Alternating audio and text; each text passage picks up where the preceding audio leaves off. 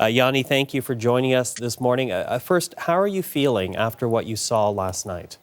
Hi, Michael. I'm feeling a bit shaken up. To be fair, it's quite an experience to be in. Mm-hmm. Quite the experience, because you were out to have a fun night with your friends and on your way to a club when you happened upon London Bridge. Walk us through what happened last night and what you saw when you arrived at the bridge.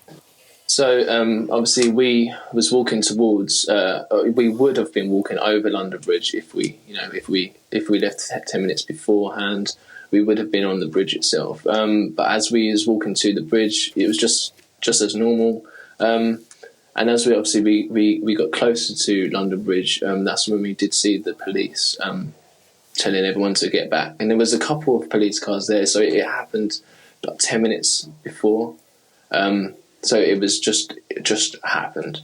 And that's when obviously we was straight onto our social media to try and find out what's going on, straight onto Twitter to try and get some information. Because at that point you had no idea what had taken place. No, we didn't know really what happened.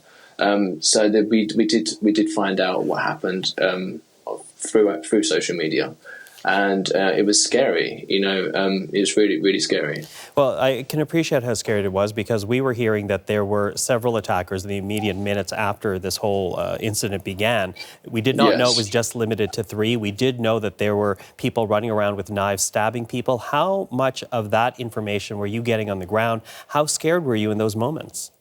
I mean, as much as we was all scared, we had to keep our wits about us. We had to keep our minds focused, because this is a serious situation.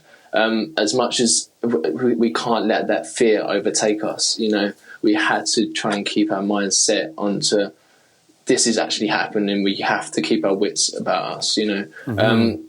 But it was scary. It was a scary situation to be in, because you did not know the surrounding people who was around. You don't know who to trust, and it's a quite unfortunate thing to be in.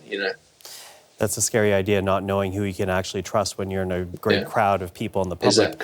Exactly. You did have enough presence of mind, though, to shoot some video. In fact, we have some right here. And again, this is around London Bridge in the British capital, just after the attack itself taking place.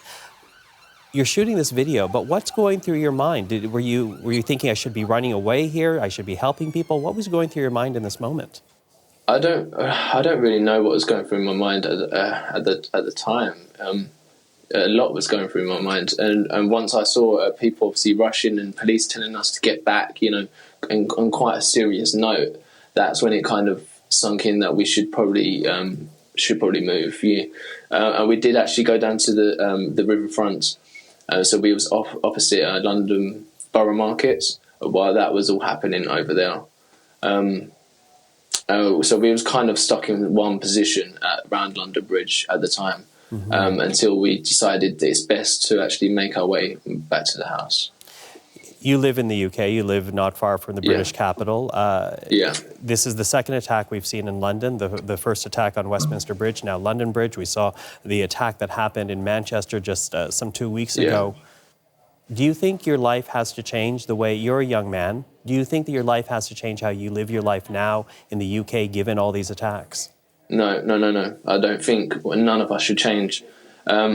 And not as just the UK. I think that the entire world has to join as one. Now is the time.